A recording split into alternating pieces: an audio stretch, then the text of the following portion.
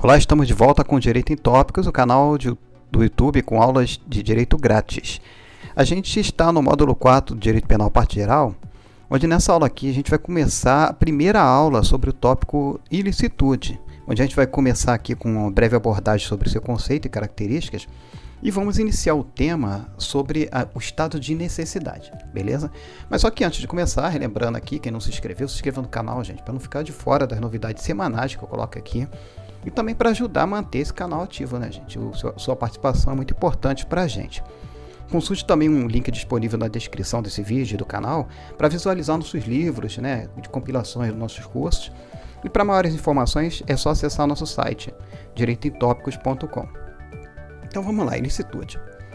Vamos começar essa aula fazendo um breve resumo sobre o seu conceito. Bem, a ilicitude, ou também chamada de antijuridicidade, né, nada mais é do que um fato contrário ao ordenamento jurídico, sendo assim uma característica essencial do crime, sobretudo aqui no que diz respeito à constituição essencial do conceito analítico de crime que a gente viu em aulas anteriores. Para melhor ilustrar esse conceito aqui, eu trago aqui as lições de Assis Toledo. Vejamos aqui, ó.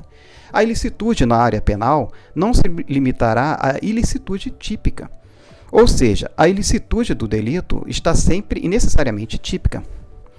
Um exemplo de ilicitude atípica pode ser encontrado na exigência da agressão na legítima defesa.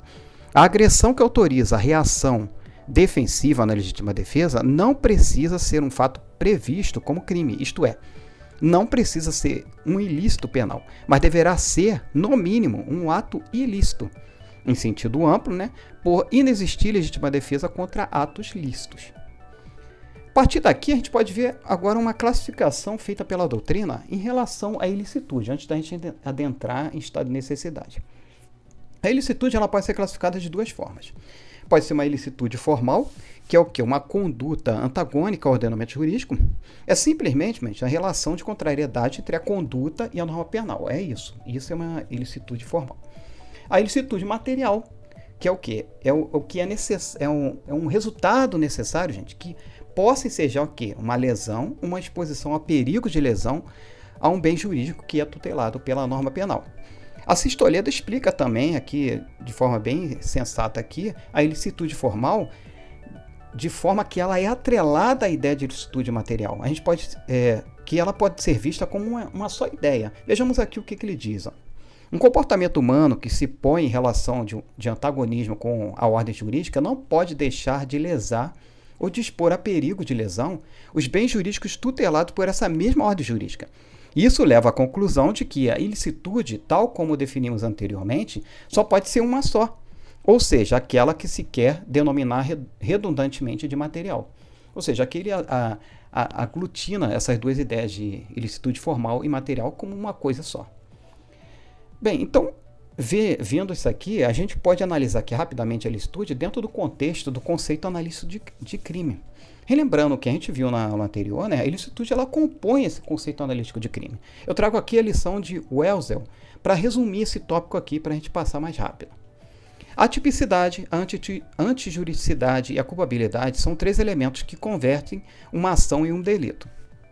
A culpabilidade, a responsabilidade pessoal por um fato antijurídico, pressupõe a antijuridicidade do fato, do mesmo modo que a antijuridicidade, por sua vez, tende a ser concretizada em tipos penais. A tipicidade, a antijuridicidade e a culpabilidade estão relacionadas logicamente de tal modo que cada elemento posterior do delito pressupõe o anterior, ou seja, elas trabalham em conjunto aqui, né?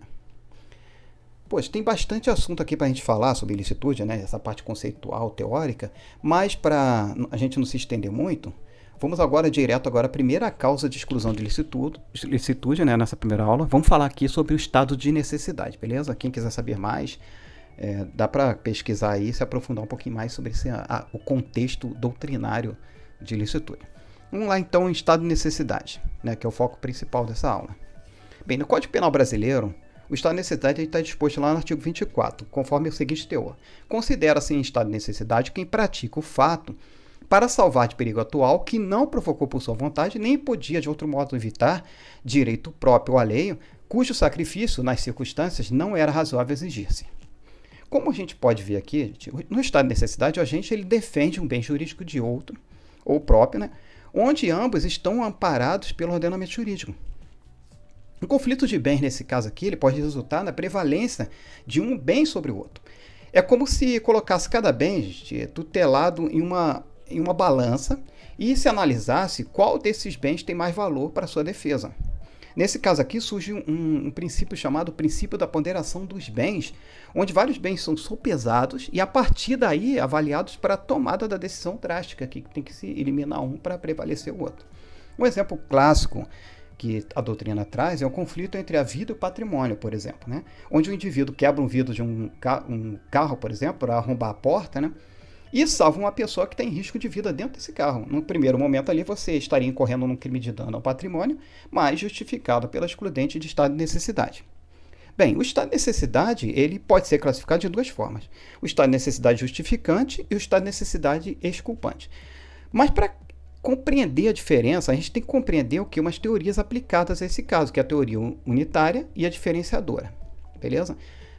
Bem, a teoria unitária, gente, que é adotada pelo Código Penal brasileiro, o estado de necessidade é justificante, porque há uma finalidade em eliminar a ilicitude do fato praticado pelo agente para que seja caracterizado o estado de necessidade.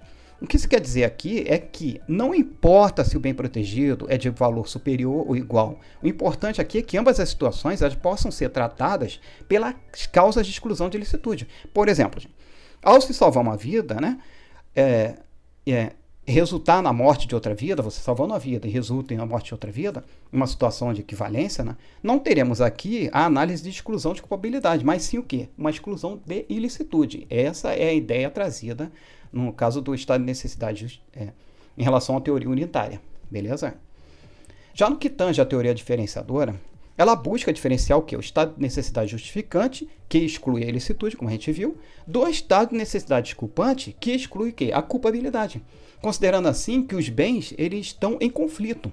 Logo, por exemplo, no confronto entre a vida e o patrimônio, a gente teria um estado de necessidade justificante afastando a ilicitude, pois para salvar a vida, gente, foi necessário causar um dano material. Agora, se o bem a ser salvo for de valor igual ou menor, estaríamos diante do estado de necessidade desculpante, afastando, nesse caso aqui, a culpabilidade. Um ponto importante que a gente vem trazer aqui é quanto ao perigo provocado pelo agente. Indaga-se na doutrina, e nesse caso aqui, que o provocador do dano ele estaria coberto de uma excludente de necessidade. Né? O que a indagação é essa, trazida pela doutrina. Nesse caso aqui, o legislador ele trouxe a solução no próprio artigo 24 do Código Penal brasileiro, que a gente viu aqui, quando ele menciona a expressão assim, ó, que não provocou por sua vontade. Entretanto, a doutrina ela criou uma celeuma, indagando se vontade, né, esse termo vontade, ele não seria apenas dolo ou se implicaria também no dolo ou culpa. Né? Ficou essa coisa. Essa vontade, está falando só de uma vontade dolosa ou dolosa ou culposa, as duas. Bem, a doutrina dominante entende que o que se quer dizer aqui é que a expressão vontade do artigo 24 do Código Penal brasileiro quer se referir apenas à conduta dolosa de provocar a situação de perigo, ou seja, o dolo direto ou eventual, entendeu? Ele não aplica aqui a situação de culpa. Então, rapidamente, vamos ver aqui mais 4 pontos que são importantes. Na verdade, não, são 3 pontos importantes sobre o estado de necessidade. O primeiro dele é o caso de evitar o dano provocado pela conduta. Nesse caso aqui, se o agente tinha condições de evitar esse dano, né, o que se espera é que seja feito o possível para que se possa argumentar sobre o estado de necessidade.